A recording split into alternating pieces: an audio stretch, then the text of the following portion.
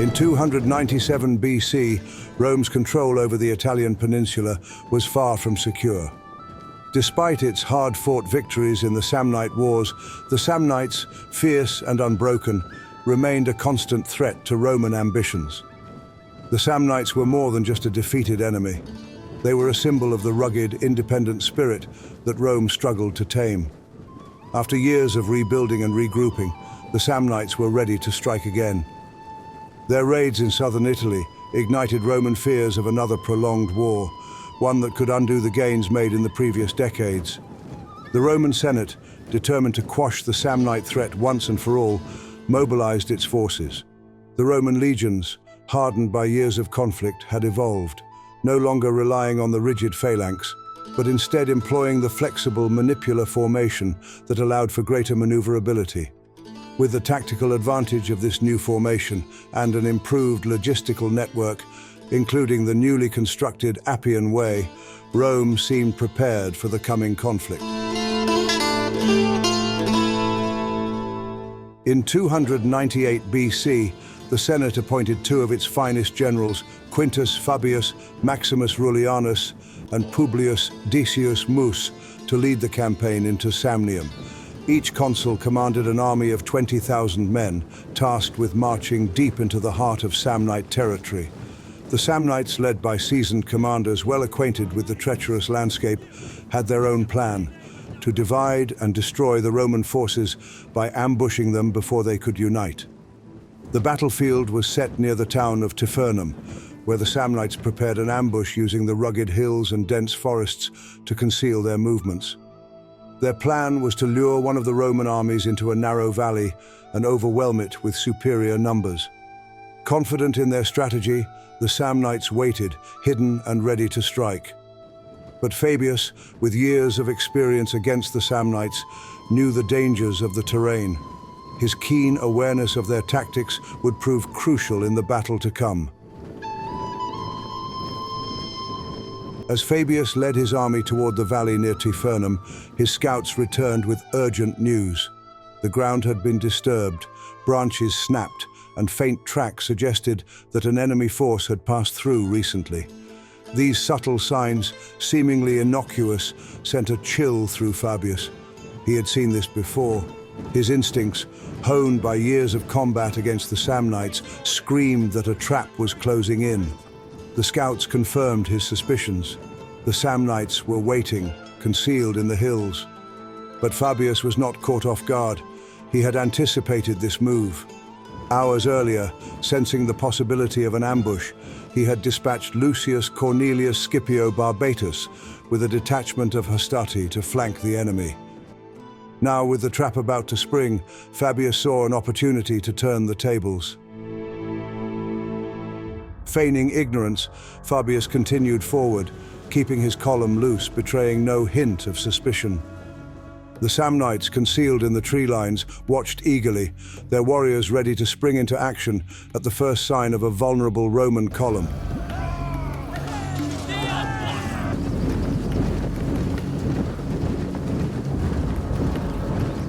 Then, Fabius gave the order to halt. His soldiers, disciplined and alert, snapped into action, forming compact squares with shields locked and pila at the ready.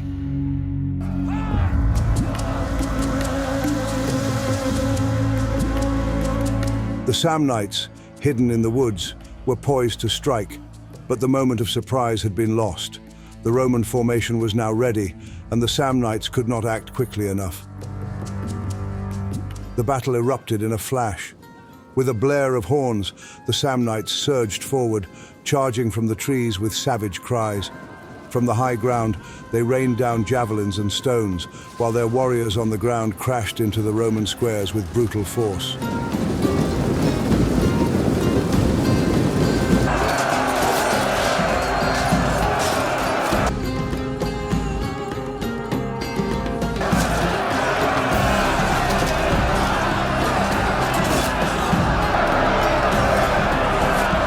The Romans held their ground, their shields locked tight, their pila thrusting to keep the enemy at bay. but the Samnites, attacking from higher ground, held the advantage. For a moment, the Roman lines began to falter under the relentless assault. Fabius remained calm amid the chaos. He ordered the spearmen of the First Legion to reinforce the front lines, merging them with the Principes for a counterattack. The reinforced troops advanced, unleashing a hail of pila that darkened the sky before slamming into Samnite shields. For a brief moment, the tide seemed to turn in favor of Rome. The Samnites, pushed back, briefly yielded ground. But the Samnites were not done. With a fierce rallying cry, they pressed forward, regrouping and driving the Romans back. The balance of power teetered dangerously.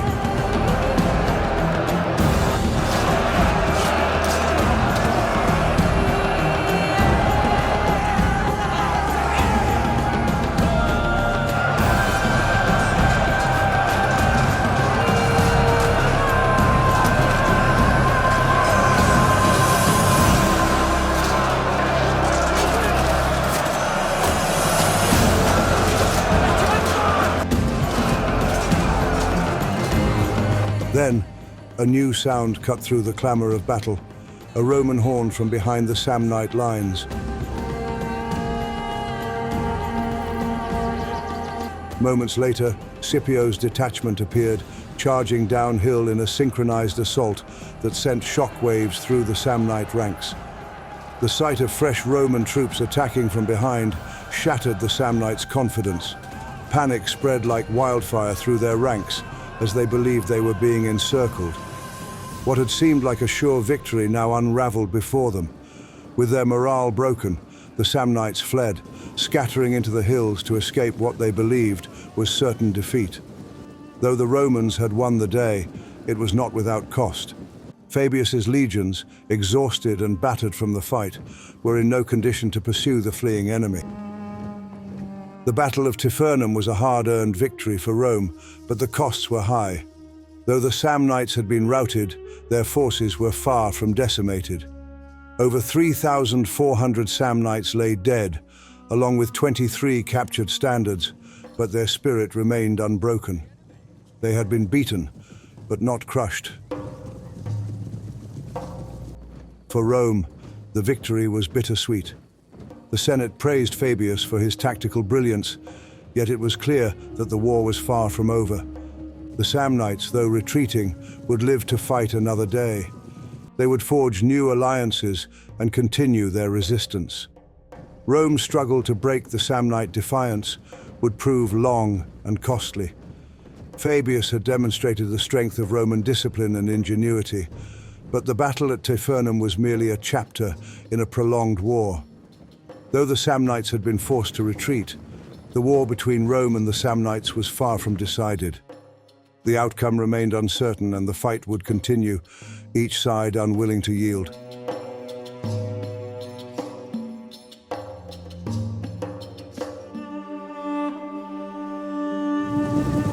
In the summer of 295 BC, the fate of Italy hung in the balance. A powerful coalition, Samnites, Gauls, Etruscans and Umbrians, had united to crush the rising Roman Republic. For nearly 50 years, Rome had fought relentlessly for dominance, but never against such a formidable alliance. The Battle of Sentinum would become the largest and most decisive clash of the Third Samnite War, a confrontation that could either cement Roman supremacy or shatter it. At the heart of the crisis was Rome's long struggle with the Samnites, proud mountain tribes who had resisted Roman expansion for decades. By 296 BC, the tide was turning. That year, consuls Appius Claudius Caecus and Lucius Volumnius Flamma launched punishing campaigns into Samnium and Etruria, weakening enemy morale. In response, Samnite commander Gellius Ignatius traveled north to forge a new alliance, bringing together the Etruscans, Umbrians, and the fearsome Senones Gauls. Alarmed by the scale of this coalition, the Roman Senate appointed two of its most capable generals, the cunning Quintus Fabius, Maximus Rullianus, and the bold Publius Decius Mus. Rome struck first, launching diversionary raids into Etruscan and Umbrian territory, forcing their withdrawal. In the end, only the Samnites and Gauls remained concentrated near the town of Sentinum. Even so, they still outnumbered the Romans and posed a deadly threat. By early 295 BC, both sides had assembled massive armies for a battle that would decide the future of Italy. The Roman force, led by Fabius and Decius, numbered around 38,000, 4 full legions supported by Latin and Campanian allies. Their manipular formation and disciplined logistics gave them superior flexibility. Among them rode 1,000 elite Campanian cavalry, key to countering the feared Gallic horsemen. Opposing them stood roughly 40,000 Samnites and Gauls, the core of the broken coalition. The Samnites brought decades of war-hardened experience, while the towering Senones Gauls served as a ferocious shock force. On the open plains near Sentinum, these armies prepared for a battle that would shape the destiny of Italy. At dawn, the Romans advanced. On the left, Publius Decius Mus led the 5th and 6th legions with a powerful cavalry force. True to form, he struck first.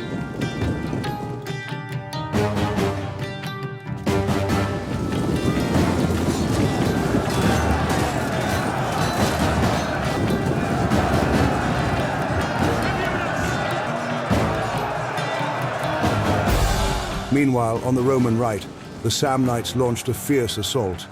Fabius, drawing on hard-won experience, knew their strength lay in the initial clash. He ordered his men to hold firm, absorbing the fury with disciplined defense. All across the field, the battle settled into a brutal contest of will, a grinding clash of shield walls and spears.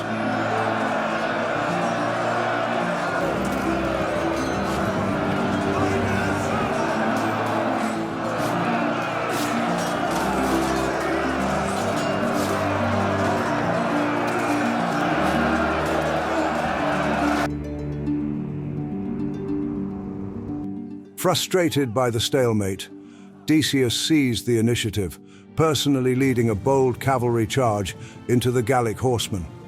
The Roman horse crashed through the first line of Gallic cavalry and, driven by momentum, smashed into the second. For a moment it seemed the tide was turning, but Decius had pushed too deep. From the flank came the thunder of wheels, Gallic chariots barreling across the field with terrifying speed. Before Decius could react, they slammed into his exposed side. Panic spread like fire. Unaccustomed to the shrieking axles and grinding noise, Roman horses reared and bucked in fear. Discipline broke. The cavalry scattered, riders peeling away in chaos, some slamming into their own infantry, sowing confusion through the Roman ranks. The Gauls seized the opening. With war cries and brutal momentum, they surged forward. The Roman left began to buckle, pushed back, disorganized, and teetering on collapse.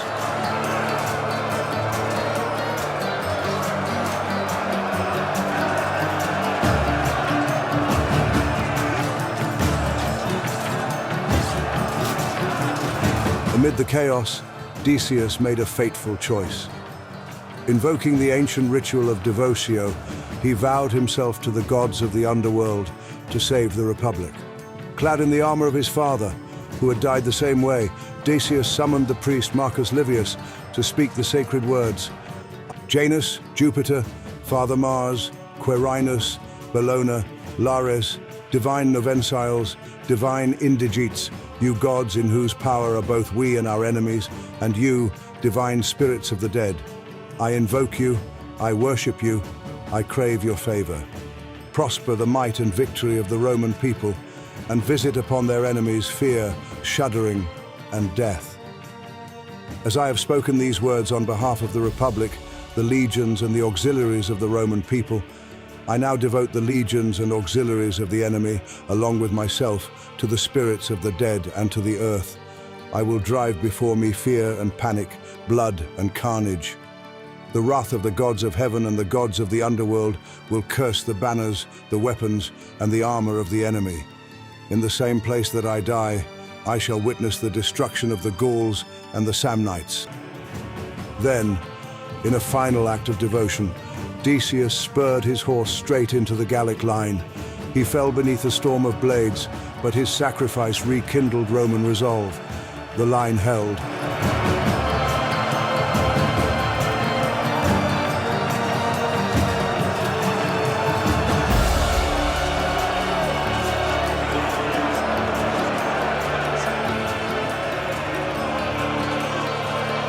On the Roman right, Quintus Fabius Maximus remained composed.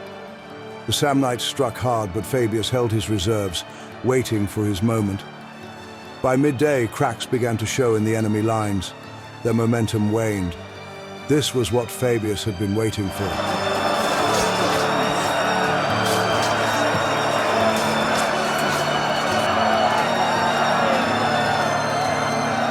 With a blast of the signal horn, Fabius unleashed his counterattack. Fresh principes surged forward like a hammer, breaking the backs of the exhausted Samnites. The elite Campanian cavalry swung around the flanks, crashing into the Gallic rear.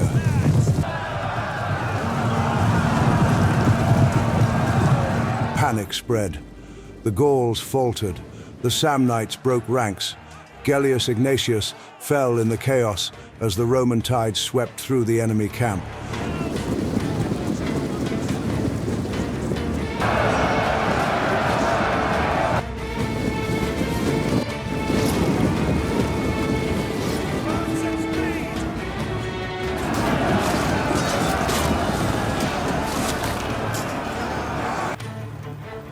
By nightfall, the battle was over. The cost was high. Nearly 9,000 Romans lay dead, including Decius Mus, whose self-sacrifice would echo through Roman memory for generations. But the coalition suffered far worse: 25,000 killed, 8,000 captured, the rest scattered into the hills. Through discipline, resolve, and sacrifice, Rome had crushed the greatest alliance ever raised against it. The Samnites were broken, the Gauls routed, and the Etruscans and Umbrians humiliated. But the war was not yet finished. Though battered, the Samnites retreated into their mountain strongholds, determined to fight on. The Third Samnite War would rage for another 5 years, a final desperate struggle for independence. Yet after Sentinum, Rome's path to supremacy was no longer in doubt.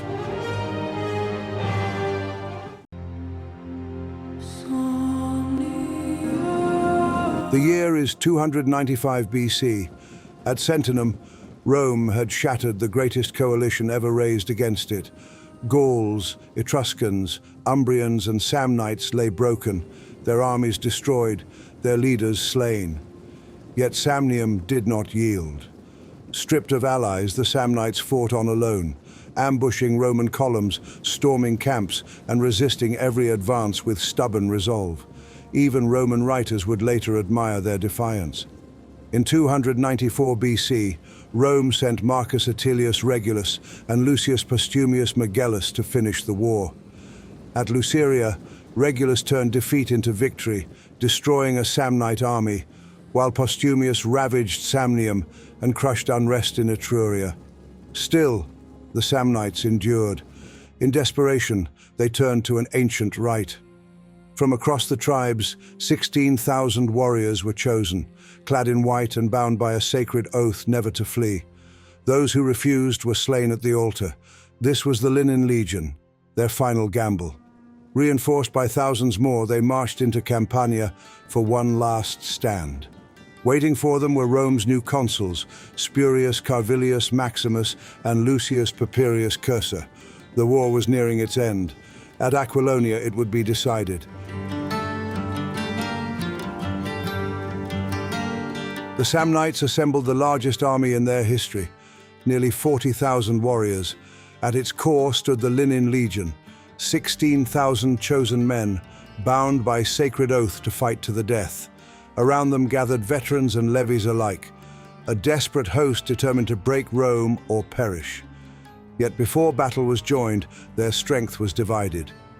Papirius planned to pin the main Samnite army at Aquilonia, while his colleague Spurius Carvilius Maximus struck nearby Cominium, forcing the enemy to fight on two fronts.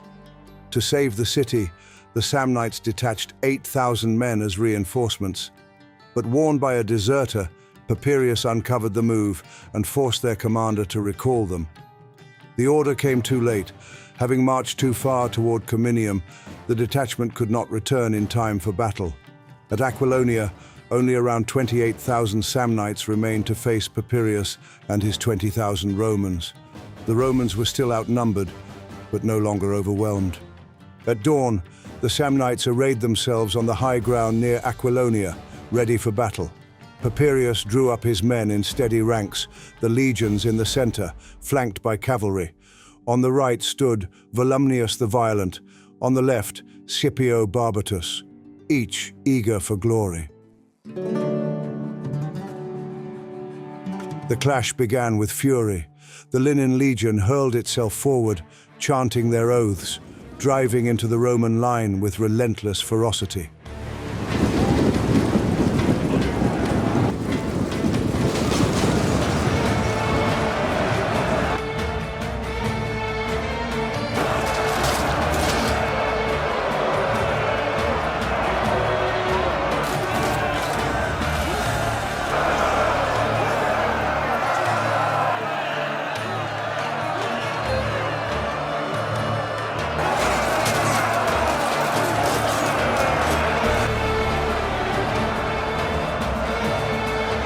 For a moment, the center bent beneath the weight of fanatic courage, not breaking, but yielding under pressure. Then Papirius revealed his deception. On his orders, Spurius Nautius had gathered camp mules and attendants, driven them in formation along the ridges, and dragged leafy branches to raise a vast cloud of dust.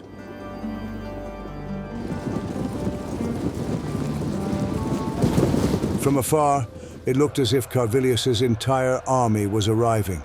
Both sides believed it. Roman morale surged, and with it, urgency. The Roman commanders spurred their men on, determined to defeat the enemy before the other army arrived and could share in the glory.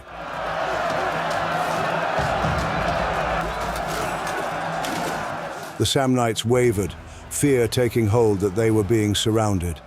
Papirius struck at once.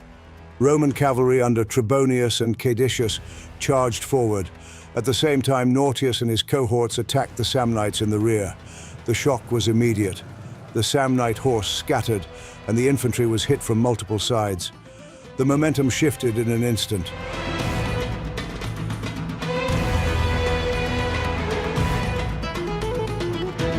The Linen Legion fought to the bitter end, bound by their oath. But courage turned to slaughter. Their shining armor was stained red, their sacred vows buried beneath Roman steel. Volumnius drove into their camp. Scipio pressed hard on the left. The Samnite host, once disciplined, now fractured, began to collapse in waves, dissolving into ruin. By nightfall, their camp was taken, their banners seized, nearly 100 in number. Livy claims over 20,000 Samnites were slain, thousands more captured, and only a few escaped. And on that same day, Carvilius stormed Cominium. Though part of his army had been detached, he scaled the walls, broke through the gates, and overwhelmed the garrison. 5,000 were killed, 11,000 taken alive. It was total destruction.